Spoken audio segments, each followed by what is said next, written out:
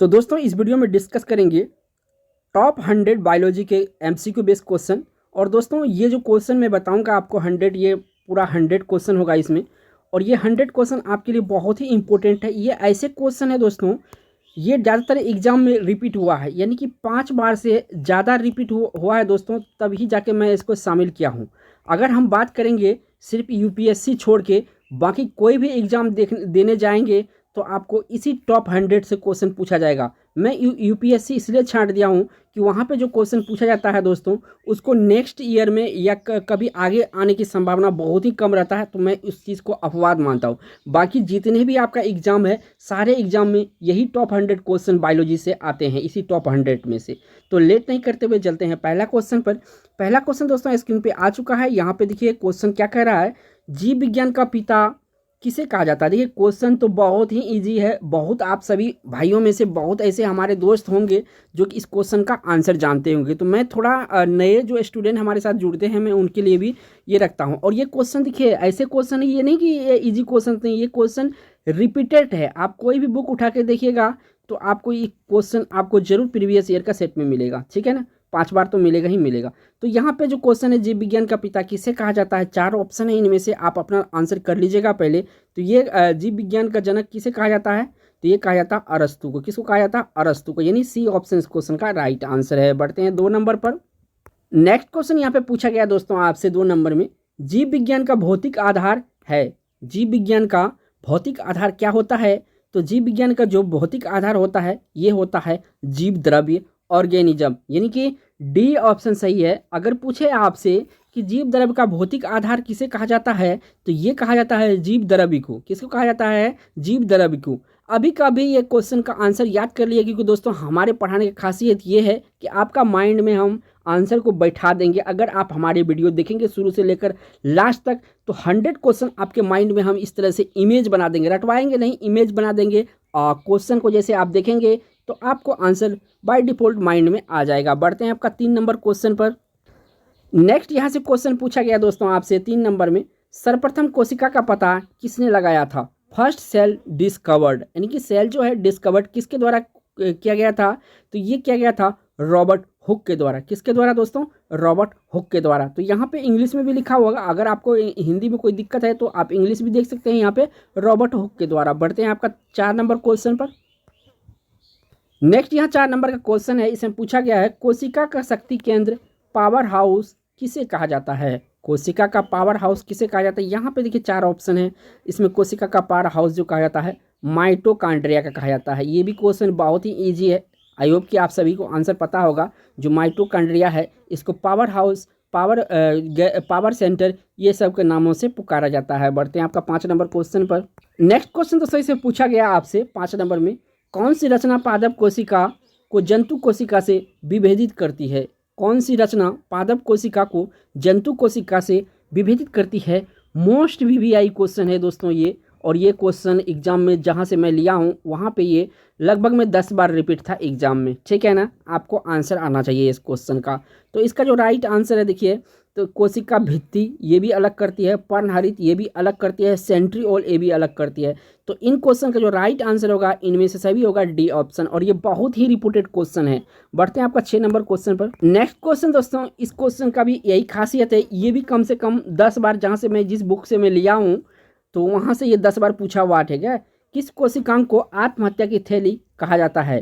किस कोशिकांग को आत्महत्या की थैली कहा जाता है, तो ये कहा जाता है दोस्तों लाइसोसोम को। किसको कहा जाता है, लाइसोसोम को आत्महत्या की थैली कहा जाता है। बढ़ते हैं 7 नंबर क्वेश्चन पर।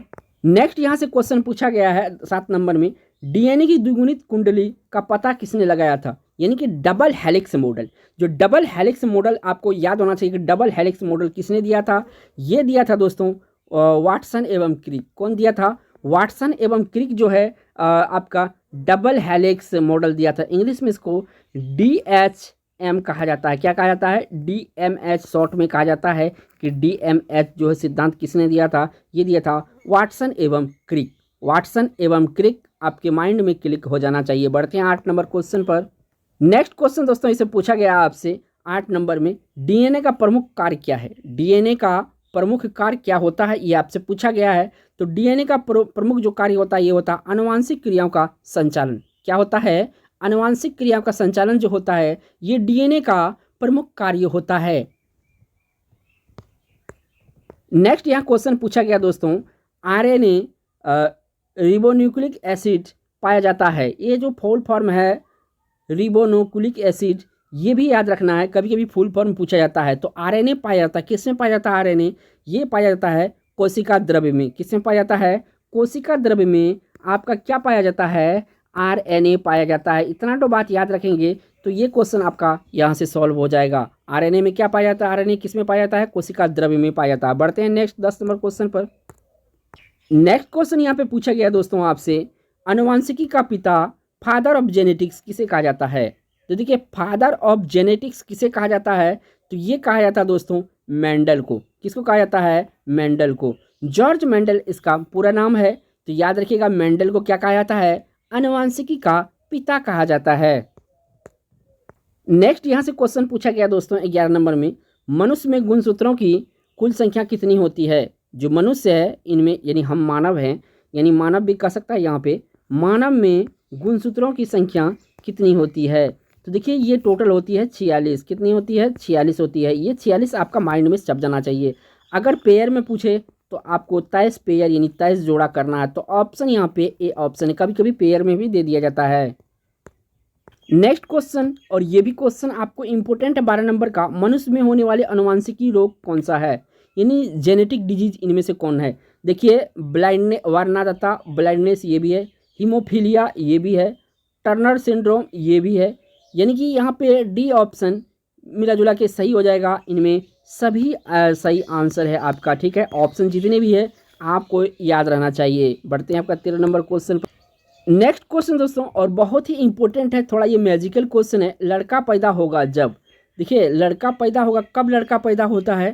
तो देखिए लड़का तब पैदा होता है दोस्तों जिसमें XY गुणसूत्र हो। और इसमें देखिए दोस्तों लड़का पैदा होने में जो पुरुष है इसका महत्वपूर्ण भूमिका है। कभी भी स्त्री पे आरोप नहीं लगाना चाहिए, ठीक है ना।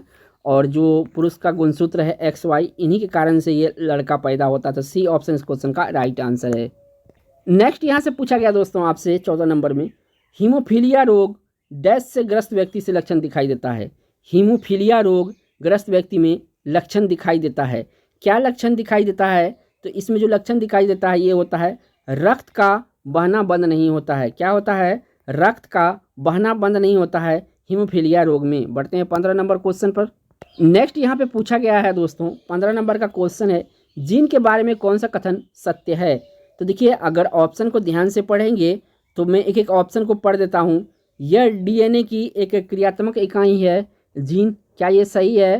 तो बिल्कुल ये जो है कि बिल्कुल ये दोस्तों सही है, ठीक है ना। और इसके बाद यह अनुवांशिक क्रिया का इकाई है, ये भी बिल्कुल सही है, ये भी बिल्कुल सही है। यह गुणसूत्र पर उपस्थित रहता है, बिल्कुल सही है। तो यहाँ जो राइट आंसर होगा डी हो जाएगा, उपयुक्त में से सभी। बढ़ते हैं आपका 16 नंबर क्वेश्चन पर। नेक्स्ट क्वेश्चन यहाँ से पूछा गया है दोस्तों 16 नंबर में, जीन का सर्वप्रथम कृत्रिम संश्लेषण किसने किया था? यानी कि सिंथेटिक सिंथेसिस जो है ये किसने किया था? तो यहाँ पे 4 ऑप्शन है। तो कृत्रिम संश्लेषण सबसे पहले जो किया था ये किया था हरगोविंद खुराना। कौन किया था? हरगोविंद खुराना किया था। और ये सबसे गर्व की बात है दोस्तों, ये एक भारतीय थे। ये कौन थे? एक भारतीय थे, हरविंद खुराना, ठीक है ना। इसका पूरा नाम डॉक्टर हरगोविंद खुराना।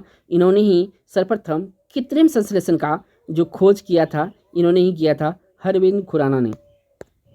नेक्स्ट यहाँ से क्वेश्चन पूछा गया है, प्राकृतिक चयन सिद्धांत यानी कि प्रिंसिपल ऑफ नेचुरल सिलेक्शन का प्रतिपादन किसने किया था? का नाम क्या है? प्रतिपादक का नाम क्या है या किसने किया था? ये ऐसा भी पूछ सकता है। तो देखिए प्राकृतिक चयन का सिद्धांत जो दिया था ये दिया था आपका चार्ल्स डार्विन। कौन दिया था? चार्ल्स डार्विन जो है दोस्तों इन्होंने ही क्या दिया था? तो प्राकृतिकवाद या प्राकृतिक चयन का सिद्धांत दिया था। यानी कि यहाँ पे आपका जो है चार्ल्स डार्विन आंसर होगा, ए ऑप्शन सही है। नेक्स्ट यहाँ से क्वेश्चन पूछा गया आपसे 18 नंबर में, अनुवांशिकी संबंधी प्रयोग के लिए मेंडल को किस पौधे का चुनाव किया गया था? तो ये देखिए दोस्तों मटर का पौधा किया था। किसका पौधा किया था? मटर का पौधा किया था। मैं इसलिए लिख रहा हूँ कि मुझे लिखते हुए आप अगर आपका नज़र यहाँ पे होगा तो आपका माइंड में एक इमेज बन जाएगा मटर, ठीक है ना। तो मटर इसमें से, और अगर मटर में स्पेशल कहा जाए तो पीली मटर ऑप्शन में दे, हरी मटर दे, पीली मटर दे, तो यहाँ पे आपको पीली मटर करना है, क्योंकि कभी कभी ऑप्शन को डिफिकल्ट कर दिया जाता है। नेक्स्ट क्वेश्चन यहाँ से पूछा गया दोस्तों 19 नंबर में, एक वर्णार्ध व्यक्ति में किस रंग का पहचान नहीं होता है। एक वर्णार्ध व्यक्ति में किस रंग का पहचान नहीं होता है। तो देखिए वर्णार्ध व्यक्ति में दोस्तों एक तो लाल रंग का पहचान नहीं होता है, दूसरा इसमें हरा रंग जो है इनमें ये पहचान नहीं कर पाता। तो मिला के यहाँ से आंसर जो हो जाएगा डी ऑप्शन सही हो जाएगा। नेक्स्ट क्वेश्चन यहाँ पे पूछा गया दोस्तों, किस संघ के जंतु को जीव द्रव्य के स्तर पर गठित जंतु कहा जाता है। किस संघ के जंतु को जीव द्रव्य के स्तर पर गठित जंतु कहा जाता है। और ये क्वेश्चन थोड़ा सा आपके लिए डिफिकल्ट हो सकता है, तो देखिए दोस्तों थोड़ा सा मैं इसमें डिफिकल्ट क्वेश्चन, क्योंकि ये रिपीटेड सीरीज है मेरा, तो इसलिए मैं डिफिकल्ट भी शामिल कर लिया हूँ। तो देखिए इस क्वेश्चन का जो राइट आंसर होगा प्रोटोजोआ। क्या होगा, प्रोटोजोआ जो है जीव द्रव्य के स्तर पर गठित जंतु है, यानी ए ऑप्शन इस क्वेश्चन का राइट आंसर है। बढ़ते हैं 21 नंबर क्वेश्चन पर। नेक्स्ट यहाँ से पूछा गया दोस्तों आपसे 21 नंबर में, एक कोशिकीय जंतु अमीबा एवं यूग्लिना को किस संघ के अंतर्गत रखा जाता है। अमीबा और यूग्लिना को किस संघ के अंतर्गत रखा जाता है। तो दोस्तों इसको जो रखा जाता है ये प्रोटोजोआ के अंतर्गत रखा जाता है। किसके अंतर्गत रखा जाता है, प्रोटोजोआ के अंतर्गत रखा जाता है। आपको माइंड में याद रहना चाहिए प्रोटोजोआ, ठीक है ना। एक समझिए जंतु अमीबा, यूग्लिना, प्रोटोजोआ। बढ़ते हैं आपका 22 नंबर क्वेश्चन पर। नेक्स्ट यहाँ से क्वेश्चन पूछा गया दोस्तों 22 नंबर में, मेढक में शोषण किस अंग के द्वारा होता है। तो देखिए मेढक में जो शोषण होता है किस अंग के द्वारा होता है। तो देखिए त्वचा के द्वारा भी होता है, कुलोमों के द्वारा भी होता है, फेफड़ों के द्वारा भी होता है। तो ऑप्शन जो होगा डी ऑप्शन सही होगा, इनमें सभी। 23 नंबर का क्वेश्चन है कि वास्तविक मछली यानी रियल फिश कौन सी है। इनमें जो है रियल फिश कौन सी है ये आपको पता करना है। तो इनमें जो रियल फिश है ये कौन सी है। तो यहाँ पे जो हिप्पोकैम्पस है ये एक रियल मछली है, सी ऑप्शन। बाकी सब मछली नहीं है, तो आपको याद रखना है हिप्पोकैम्पस जो है एक रियल फिश है। क्या है ये, रियल फिश है, ठीक है ना। बढ़ते हैं 24 नंबर क्वेश्चन पर। नेक्स्ट यहाँ से क्वेश्चन पूछा गया दोस्तों 24 नंबर में, मेढक किस वर्ग का जंतु है। जो मेढक किस वर्ग का जंतु है दोस्तों, इनमें पूछा गया है कि मेढक किस वर्ग का जंतु है। तो देखिए मेढक जो है दोस्तों किस वर्ग का जंतु है, ये एम्फीबिया वर्ग का जंतु है। किसका, एम्फीबिया वर्ग का जंतु है मेढक, यानी कि बी ऑप्शन क्वेश्चन का राइट आंसर है। बढ़ते हैं 25 नंबर क्वेश्चन पर। नेक्स्ट यहाँ से पूछा गया दोस्तों आपसे 25 नंबर में, स्तनियों का हृदय कितने कोष्ठक का होता है। स्तनियों का हृदय मेमल्स का हृदय जो होता है कितने कोष्ठक का होता है। जैसे हम मानव हैं, मानव भी जो है स्तनीय में आता है, ठीक है ना। इसके 4 कोष्ठक होता है। कितना कोष्ठक होता है, 4 कोष्ठक होता है। तो इस पे राइट आंसर क्या करना है आपको, तो 4 में लगाना है सी ऑप्शन पे। नेक्स्ट क्वेश्चन यहाँ से पूछा गया दोस्तों, स्तनधारी वर्ग में यानी मेमलियन क्लास में रक्त का सबसे अधिक तापमान किस जंतु में पाया जाता है। तो सबसे अधिक जो तापमान होता है दोस्तों बकरी का होता है। किसका होता है, बकरी का होता है तापमान, यानी कि बी ऑप्शन इस क्वेश्चन का राइट आंसर हो जाएगा। नेक्स्ट क्वेश्चन दोस्तों से पूछा गया आपसे मछली के बारे में, मछली किस अंग से सांस लेती है। तो मछली जो है ये आपका सांस लेती है गिल से, यानी फेफड़ा से। इसको इंग्लिश में क्या कहा जाता है, गिल कहा जाता है या फेफड़ा। याद रखिए दोनों में से आपको याद रहना चाहिए कि ऑप्शन कभी कभी फेफड़ा दिया, कभी कभी गिल्स दिया रहेगा। बढ़ते हैं आपका 28 नंबर क्वेश्चन पर। नेक्स्ट क्वेश्चन यहाँ से पूछा गया दोस्तों आपसे 28 नंबर में, सबसे बड़ा स्तनधारी का नाम क्या है। और ये क्वेश्चन 5 से अधिक बार रिपीट हो चुका है। कितना बार, 5 से अधिक बार डिफरेंट एग्जाम में पूछा गया है। तो देखिए सबसे बड़ा स्तनधारी इसमें से कौन सा होगा। देखिए यहाँ पे आपको कन्फ्यूज होता होगा डॉल्फिन है कि ब्लू व्हेल है। तो देखिए दोस्तों इसमें आपको जो आंसर करना है ये ब्लू व्हेल करना है। सबसे बड़ा स्तनधारी होता है ब्लू व्हेल। अगर यहाँ पे पूछे कि स्थल पर, तो इसमें हाथी हो जाएगा। यहाँ कभी कभी ऑप्शन जो है ना हाँ पूछ देगा कि स्थल पर, तो हाथी हो जाएगा, ठीक है ना। बढ़ते हैं 29 नंबर क्वेश्चन पर। नेक्स्ट क्वेश्चन दोस्तों इसे पूछा गया आपसे 29 नंबर में, विश्व का सबसे छोटी पक्षी कौन सी है। यहाँ पे पक्षी पूछा है, तो जो हमिंग होता है, हमिंग, ठीक है ना। यहाँ पे मैं लिख देता हूँ हमिंग बर्ड। ये लिखता किस लिए मैं दोस्तों, क्योंकि लिखते हुए आपको अगर माइंड में अगर ध्यान से अगर नज़र इस पर गड़ाए होंगे वीडियो पे, तो आपको पता हो जाएगा हमिंग जो होता है सबसे छोटा पक्षी होता है हमिंग बर्ड, यानी सी ऑप्शन इस क्वेश्चन का राइट आंसर हो जाएगा। नेक्स्ट यहाँ से पूछा गया दोस्तों 30 नंबर में, कशेरुकी जंतु के शरीर का सर्वाधिक कठोर भाग होता है। जो कशेरुक जंतु है उसका सर्वाधिक कठोर भाग कौन सा होता है? तो उसका सर्वाधिक कठोर भाग होता है एनेमल। क्या होता है? एनेमल जो है सबसे कठोर भाग होता है कशेरुक जंतु का, यानी कि ए ऑप्शन सही है। नेक्स्ट यहाँ से पूछा गया दोस्तों आपसे, व्हेल में शोषण किस अंग से होता है? व्हेल में शोषण किस अंग से होता है? तो यहाँ पे आपको 4 ऑप्शन दिया है। तो व्हेल में शोषण जो होता है ये फेफड़ा से होता है। किससे होता है? फेफड़ा से होता है, लंग इंग्लिश में कहते हैं। बढ़ते हैं 32 नंबर क्वेश्चन पर। नेक्स्ट यहाँ से पूछा गया दोस्तों 32 नंबर में, आधुनिक मानव को जंतु के किस वर्ग में रखा गया है? आधुनिक मानव को जंतु के किस वर्ग में रखा गया है? तो जो रखा गया है प्राइमेटस में रखा गया है। किस में रखा गया है? प्राइमेटस में आधुनिक मानव को रखा गया है। नेक्स्ट क्वेश्चन दोस्तों इसे पूछा गया है, उत्तकों का अध्ययन संबंधी विज्ञान को कहा जाता है? सेल टिश्यू स्टडीज क्या कहा जाता है? तो सेल टिश्यू स्टडीज को कहा जाता है दोस्तों, क्या कहा जाता है? तो ये कहा जाता है आपका हिस्टोलॉजी। क्या कहा जाता है? हिस्टोलॉजी कहा जाता है। ठीक है ना। हिस्टोलॉजी मीन्स होता है उत्तकों का अध्ययन। सी ऑप्शन सही है। नेक्स्ट यहाँ से पूछा गया दोस्तों आपका 34 नंबर में, कोशिकाओं के समूह को कहा जाता है? जो कोशिका का समूह होता है यानी ग्रुप ऑफ सेल्स होता है उसे क्या कहते हैं? तो इसको कहा जाता है, क्या कहा जाता है? तो इसको कहा जाता है उत्तक। क्या कहा जाता है? कोशिकाओं के समूह को उत्तक कहा जाता है। दोस्तों वीडियो में बोर नहीं होइएगा, अगर बोर है तो वीडियो को थोड़ा सा पॉज करके घूम फिर लीजिए दोस्तों, क्योंकि इससे आपका जो है जो माइंड पावर है वो फिर से आपका आ जाएगा। क्योंकि मैं थोड़ा वीडियो को इसलिए स्लो पढ़ा रहा हूँ आप लोगों को, ताकि आपको दोबारा इस वीडियो को देखने की ज़रूरत नहीं हो और कहीं आपको ये आंसर देखने की ज़रूरत नहीं हो। मैं इस तरह से स्लो मोशन में पढ़ा रहा हूँ तो आपका माइंड में छपते जाए।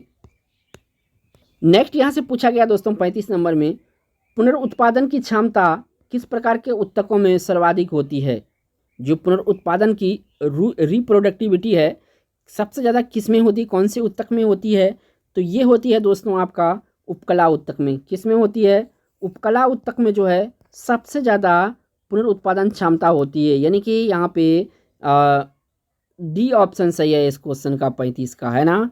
बढ़ते हैं आपका नेक्स्ट 36 नंबर क्वेश्चन पर। नेक्स्ट यहाँ से क्वेश्चन पूछा गया दोस्तों 36 नंबर में, शरीर में सभी ऐच्छिक तथा अनैच्छिक क्रियाओं को नियंत्रण करने वाला उत्तक है।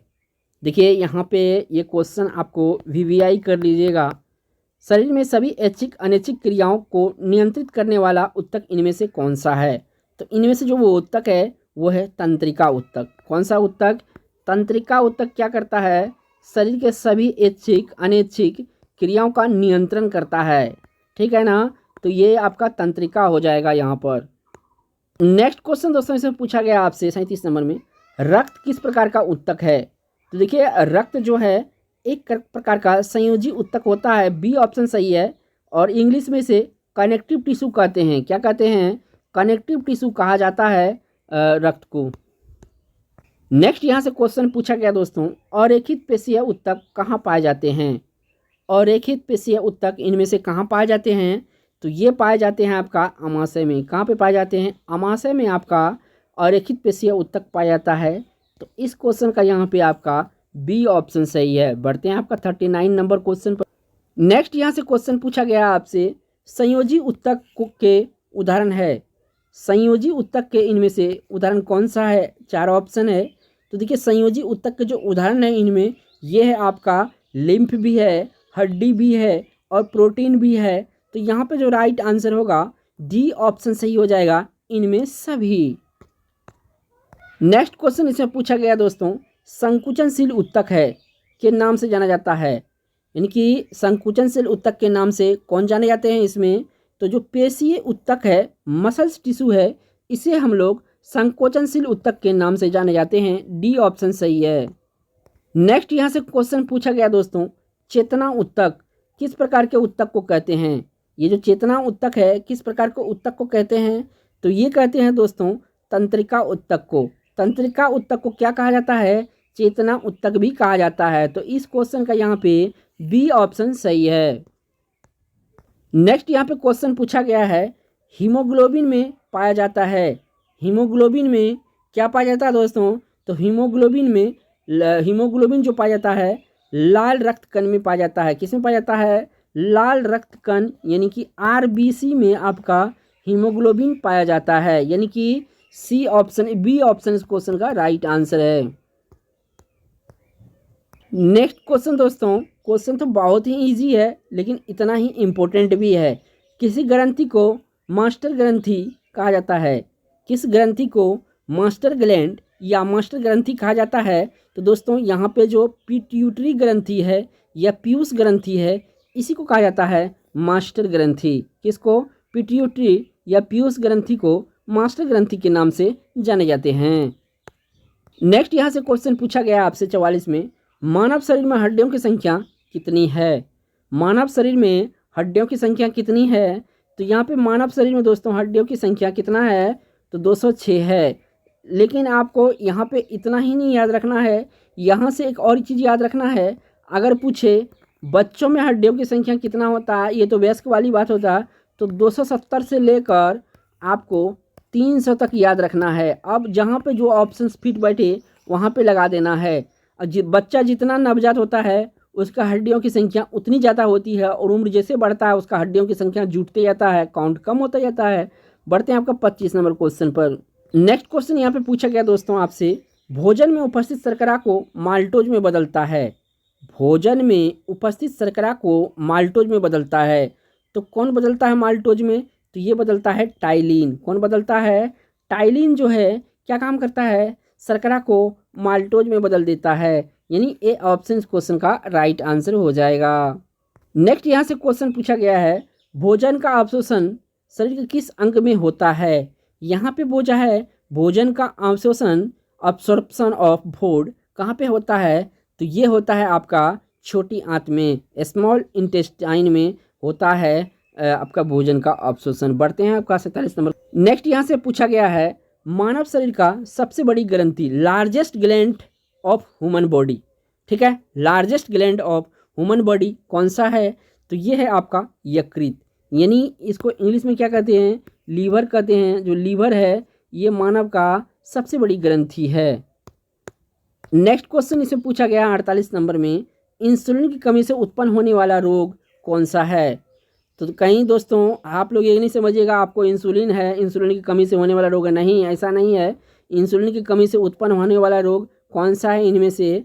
तो ये रोग है दोस्तों आपका कौन सा? डायबिटीज़। डायबिटीज़ दोस्तों, जो डायबिटीज़ होता है ना उसमें इंसुलिन की कमी होता है, चीनी की मात्रा शरीर में बढ़ जाता है। सी ऑप्शन सही है।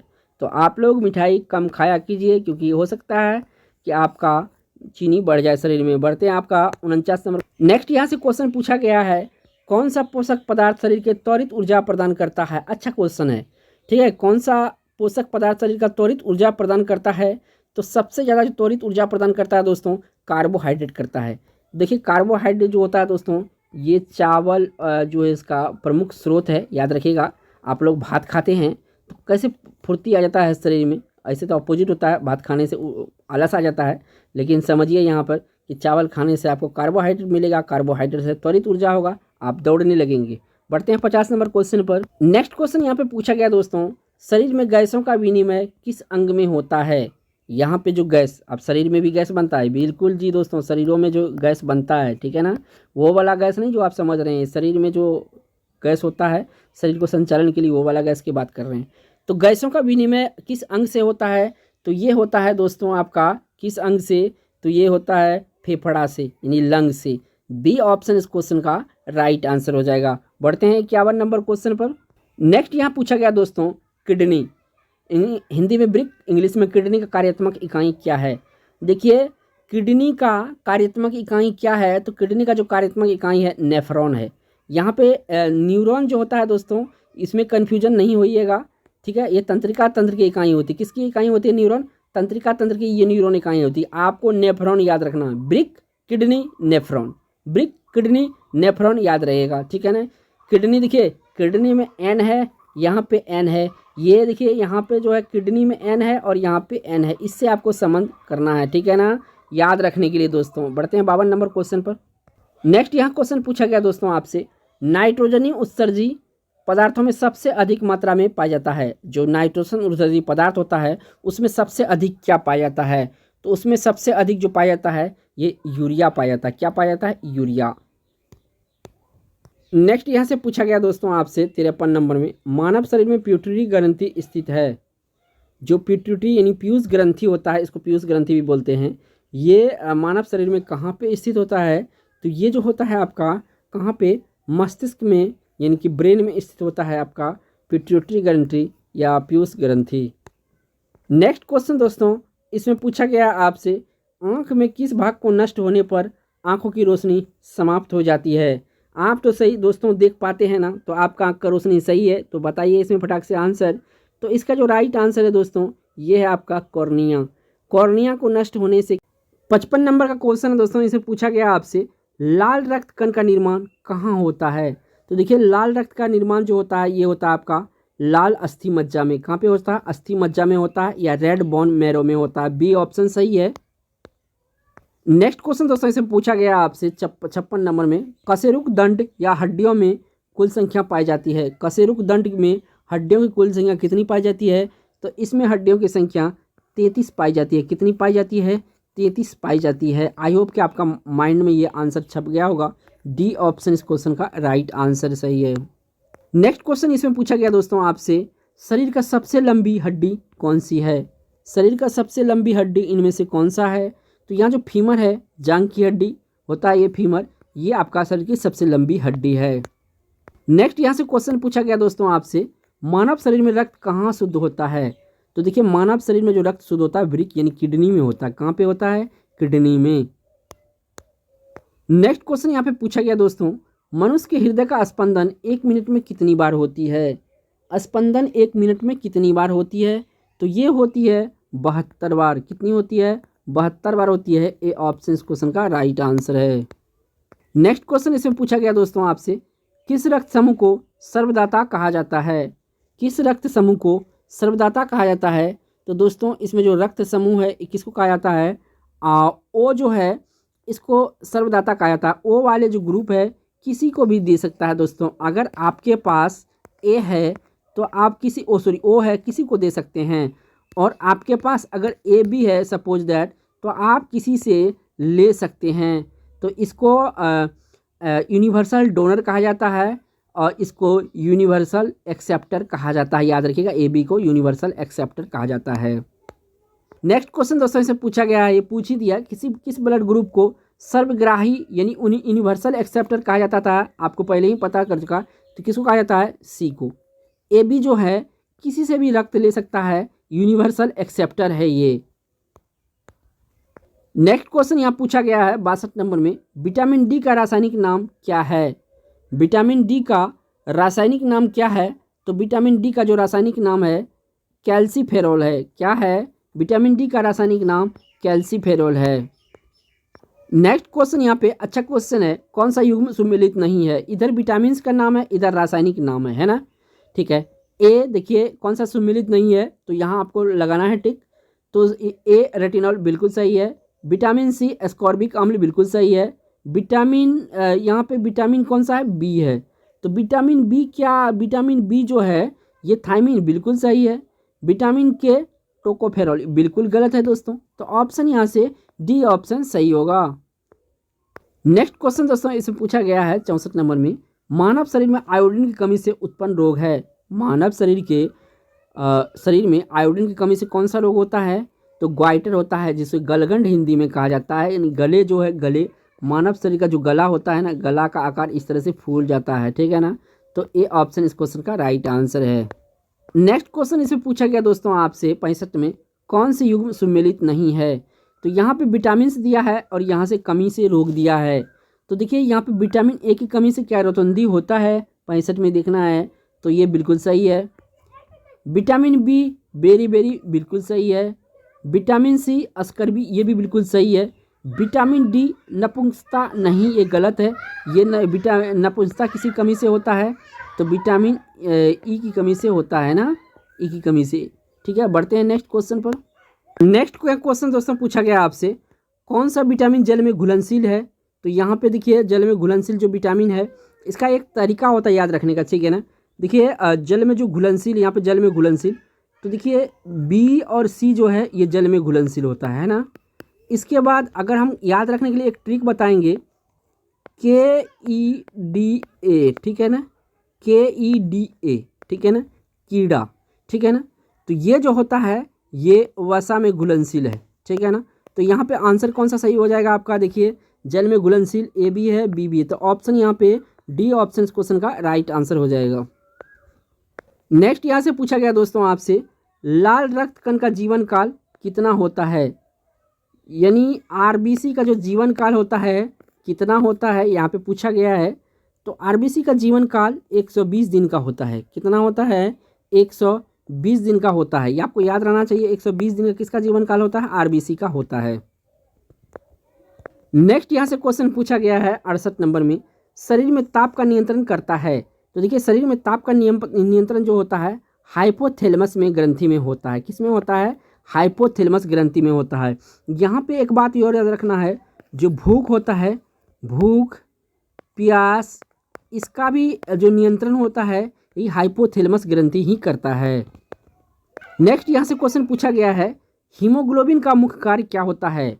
जो हीमोग्लोबिन है इसका मुख्य कार्य क्या होता है, तो इसका जो मुख्य कार्य होता है ऑक्सीजन का वहन। क्या होता है, ऑक्सीजन का वहन कहे या ऑक्सीजन का एक जगह से दूसरे जगह जाना कहे, ये आपका हीमोग्लोबिन का प्रमुख कार्य होता है। नेक्स्ट क्वेश्चन इसमें पूछा गया दोस्तों, हीमोग्लोबिन का महत्वपूर्ण घटक है। जो हीमोग्लोबिन है किसका महत्वपूर्ण घटक है, तो हीमोग्लोबिन आपका लोहा का महत्वपूर्ण घटक है। किसका, लोहा का महत्वपूर्ण घटक होता है हीमोग्लोबिन। नेक्स्ट यहाँ से पूछा गया है 71 नंबर में, किडनी का मुख्य कार्य है। इनमें से किडनी का मुख्य कार्य क्या होता है, जो शरीर से अपशिष्ट पदार्थों का उत्सर्जन होता है ये किडनी का प्रमुख कार्य होता है, ठीक है ना। नेक्स्ट यहाँ से क्वेश्चन पूछा गया आपसे, हड्डी एवं दांतों का निर्माण में मुख्य घटक है। तो हड्डी एवं दांत का जो निर्माण होता है कैल्शियम और फास्फोरस से होता है। तो यहाँ से आपका डी ऑप्शन सही हो जाएगा। नेक्स्ट यहाँ से क्वेश्चन पूछा गया है कि मानव शरीर का सबसे छोटी हड्डी है। तो स्टेपस जो होता है, स्टेपस ये कान की हड्डी होता है। ये मानव शरीर की सबसे छोटी हड्डी होता है। 3 + 3 अगर टोटल पूछे तो 6 होता है। एक कान में 3, एक कान में 3, तो कितना हो गया, 6 हो गया। नेक्स्ट क्वेश्चन इसमें पूछा गया है, कौन सा विटामिन सूर्य की रोशनी में बनता है। तो देखिए आप सभी को पता होगा जो सूर्य की रोशनी से बनने वाला विटामिन है, कौन सा विटामिन है, डी विटामिन है। नेक्स्ट क्वेश्चन दोस्तों इससे पूछा गया, मनुष्य द्वारा सांस ली जाती है। मनुष्य द्वारा सांस में ली जाती है, क्या ली जाती है, तो ऑक्सीजन ली जाती है। और ये ऑप्शन से अगर छोड़ा जाता है तो कार्बन डाइऑक्साइड छोड़ा जाता है। नेक्स्ट यहाँ से क्वेश्चन पूछा गया है, वयस्क मानव में दांतों की कुल संख्या कितनी होती है। यहाँ पे वयस्क मानव में पूछा है। तो जो वयस्क मानव होता है यहाँ पे 32 दांत होता है। कितना होता है, यानी 32 दांत होता है मानव में, वयस्क मानव में, यानी सी ऑप्शन सही है। नेक्स्ट क्वेश्चन यहाँ से पूछा गया है 77 नंबर में, वायरस से फैलने वाला रोग है। तो एड्स वायरस से होता है, चेचक वायरस से होता है, खसरा भी वायरस से होता है। तो यहाँ पे डी ऑप्शन सही होगा इनमें सभी। नेक्स्ट यहाँ से पूछा गया 78 नंबर में, मलेरिया रोग किस परजीवी के संक्रमण से होता है। जो मलेरिया डिजीज है किसके संक्रमण से होता है, तो ये जो है दोस्तों ये प्लाज्मोडियम के जो कारण से होता है। नेक्स्ट यहाँ से क्वेश्चन पूछा गया है, मलेरिया रोग परजीवी का वाहक है। तो मलेरिया रोग परजीवी का जो वाहक होता है ये होता है मादा एनोफिलीज। क्या होता है, मादा एनोफिलीज जो है मलेरिया रोग का वाहक होता है। क्या होता है, वाहक होता है ये मादा एनोफिलीज। नेक्स्ट यहाँ से क्वेश्चन पूछा गया है, कौन सा रोग दूषित जल के सेवन से होता है। कौन सा रोग दूषित जल के सेवन से होता है यहाँ पे, तो जो दूषित जल होता है उससे होता है आपका हैजा। क्या होता है, हैजा दूषित जल से होता है। नेक्स्ट यहाँ से क्वेश्चन पूछा गया है, डायलिसिस का प्रयोग किस रोग के इलाज के लिए किया जाता है। जो डायलिसिस का प्रयोग होता है किसके इलाज के लिए किया जाता है, तो ये जो प्रयोग में लाया जाता है ये आपका किडनी यानी गुर्दा के प्रयोग में लाया जाता है, इसके इलाज के लिए होता है। अगर ये सही से काम नहीं करे तो डायलिसिस का इस्तेमाल किया जाता है। नेक्स्ट यहाँ से 82 नंबर का क्वेश्चन पूछा गया है, बच्चों में BCG का टीका किस रोग को प्रतिरक्षण हेतु लगाया जाता है। तो BCG का टीका यहाँ पूछा है, तो BCG का टीका जो लगाया जाता है ये आपका TB के रोकथाम के लिए लगाया जाता है। बी ऑप्शन क्वेश्चन का राइट आंसर है TB, ठीक है ना, TB ट्यूबरकुलोसिस का फुल फॉर्म होता है जो कि लिखा हुआ है आपका। नेक्स्ट क्वेश्चन यहाँ से पूछा गया दोस्तों, जीवाणु द्वारा होने वाला रोग है। तो जीवाणु द्वारा होने वाला रोग जो है इसमें टीबी है, कुष्ठ है और 5वां सिफिलिस है। तो ये जो तीनों ऑप्शन है टीबी, कुष्ठ और सिफिलिस, ये किससे होता है? जीवाणु से होता है। नेक्स्ट यहाँ से क्वेश्चन पूछा गया दोस्तों, मच्छर द्वारा फैलने वाला रोग है। तो देखिए मच्छर द्वारा मलेरिया भी फैलता है, डेंगू ज्वर भी फैलता है, पित्त ज्वर भी फैलता है। डी ऑप्शन सही है, ये सारे मच्छर से फैलता है। नेक्स्ट क्वेश्चन दोस्तों इसमें पूछा गया है आपसे, घरेलू मक्खी द्वारा फैलने वाला रोग को चुने। तो घरेलू मक्खी के द्वारा कौन सा रोग होता है? हैजा होता है, अतिसार होता है, इसके बाद जो होता है प्लेग भी होता है। यानी यहाँ पे कूट में ऑप्शन देना है तो बी ऑप्शन हो जाएगा इनमें सभी। 86 नंबर क्वेश्चन है, इसे पूछा गया है, कौन जंतु प्लेग महामारी को फैलने में सहायक है? कौन जंतु प्लेग महामारी को फैलाने में सहायक है? इनमें से कौन सा जंतु है जो कि प्लेग को फैलाता है? तो ये है आपका चूहा। कौन सा है? चूहा, यानी ए ऑप्शन सही है आपका। नेक्स्ट यहाँ से पूछा गया है, वनस्पति विज्ञान का पिता किसे कहा जाता है? तो वनस्पति विज्ञान का जो पिता कहा जाता है ये कहा जाता है थियोफ्रेस्टस को। किसको कहा जाता है? थियोफ्रेस्टस को वनस्पति विज्ञान का पिता कहा जाता है। नेक्स्ट यहाँ से पूछा गया है दोस्तों 88 नंबर में, शैवालों को अध्ययन संबंधी विज्ञान को कहा जाता है। शैवालों के अध्ययन संबंधी विज्ञान को कहा जाता है तो क्या कहा जाता है? तो ये कहा जाता है आपका फाइकोलॉजी। क्या कहा जाता है? फाइकोलॉजी कहा जाता है शैवालों के अध्ययन को। नेक्स्ट यहाँ से पूछा गया है, कवकों के अध्ययन संबंधी विज्ञान को कहा जाता है। कवकों के अध्ययन संबंधी विज्ञान को क्या कहा जाता है? तो ये कहा जाता है माइकोलॉजी। क्या कहा जाता है? माइकोलॉजी कहा जाता है कवकों के विज्ञान को, यानी सी ऑप्शन क्वेश्चन का राइट आंसर हो जाएगा। नेक्स्ट यहाँ 90 नंबर का क्वेश्चन है, पूछा गया विषाणु की खोज किसने की? विषाणु की खोज किसने की? तो इवानोवास्की जो है इन्होंने ही विषाणु की खोज किया था, तो इवानोवास्की याद रखना है। नेक्स्ट यहाँ से क्वेश्चन पूछा गया है, सजीव एवं निर्जीव के बीच कड़ी किसे कहा जाता है? सजीव एवं निर्जीव के बीच कड़ी किसे कहा जाता है? तो ये वायरस यानी बैक्टीरिया को कहा जाता है सजीव और निर्जीव के बीच का कड़ी। नेक्स्ट यहाँ पे पूछा गया है, बैक्टीरिया की खोज किसने की? तो बैक्टीरिया की खोज जो की थी ये एंटोनी वॉन ल्यूवेनहॉक ने किया था, यानी ए ऑप्शन क्वेश्चन का ल्यूवेनहॉक इसको शॉर्ट में कहा जाता है। ठीक है ना, ए ऑप्शन सही है। नेक्स्ट यहाँ से पूछा गया है, रेबीज के टीके की खोज किसने किया था? तो रेबीज का टीका का जो खोज किया था ये किया था लुई पास्चर। कौन किया था? लुई पास्चर किया था रेबीज का। यहाँ पे जो क्वेश्चन है, पास्चराइजेशन के बारे में कौन सा कथन सत्य है? लुई पास्चर ने इस विधि का इजाद किया था, बिल्कुल सही है। इस विधि से दूध को कुछ दिनों तक सुरक्षित रखा जा सकता है, बिल्कुल सही है। इस विधि में दूध को सुरक्षित रखने के लिए 62.8 डिग्री सेल्सियस पर 30 मिनट तक गर्म किया जाता है, बिल्कुल सही है। तो यहाँ पे ए बी सी तीनों सही है, तो इस क्वेश्चन का राइट आंसर डी ऑप्शन सही हो जाएगा। नेक्स्ट यहाँ पे पूछा गया है, टीबी के टीके की खोज किसने किया था? जो टीबी है इसका टीके की खोज किसने किया था? तो इसका जो खोज किया था दोस्तों टीबी का टीका, तो ये किया था आपका रॉबर्ट कोच ने। कौन किया था? रॉबर्ट कोच के द्वारा किया गया था टीबी का टीका का खोज। नेक्स्ट यहाँ से पूछा गया है, कौन सा पौधा कवक एवं शैवाल का परस्पर संबंध दर्शाता है? तो कवक एवं शैवाल का संबंध कौन सा पौधा दर्शाता है? तो ये लाइकेन दर्शाता है। कौन दर्शाता है? लाइकेन दर्शाता है, यानी कि यहाँ पे ए ऑप्शन क्वेश्चन का राइट आंसर हो जाएगा। नेक्स्ट क्वेश्चन यहाँ से पूछा गया दोस्तों आपसे, किस पौधे का पत्ती में जड़ पाई जाती है? किस पौधे की पत्ती में जड़ पाया जाता है यहाँ पे? तो यहाँ पे जड़ वाला जो पौधा है ये है आपको ब्रायोफाइलम। कौन सा है? ब्रायोफाइलम एक ऐसा पौधा है जिसमें जड़ें पाई जाती है। नेक्स्ट यहाँ से पूछा गया दोस्तों आपसे, शुष्कोद्भिद लक्षण वाला पौधा है, यानी कि शुष्कोद्भिद लक्षण वाला पौधा इनमें से कौन सा है? तो इनमें नागफनी जो है ये शुष्क जगह में होता है, तो ये ऑप्शन आपका सही है, ए ऑप्शन। बढ़ते हैं इस वीडियो का लास्ट क्वेश्चन जो कि 100 नंबर का होगा। नेक्स्ट क्वेश्चन यहाँ पे पूछा गया है, पौधों में प्रकाश संश्लेषण पत्तियों से किस भाग में संपन्न होता है? पत्तियों के किस भाग में संपन्न होता है? यहाँ पे अच्छा क्वेश्चन है, यानी कि फोटोसिंथेसिस पत्तियों के किस भाग में संपन्न होता है? तो ये होता है पर्णदल यानी लेमिना में। अगर दोस्तों वीडियो देख लिए होंगे तो आपका बायोलॉजी से टॉप 100 क्वेश्चन तैयार हो गया। आप किसी भी एग्जाम में जाएंगे तो यहाँ से क्वेश्चन आएगा। वीडियो अगर आपको पसंद आया तो वीडियो को एक लाइक ज़रूर कीजिएगा। चैनल पर पहली बार आए हैं तो चैनल को सब्सक्राइब भी कर लीजिएगा। थैंक्स फॉर वॉचिंग दोस्तों।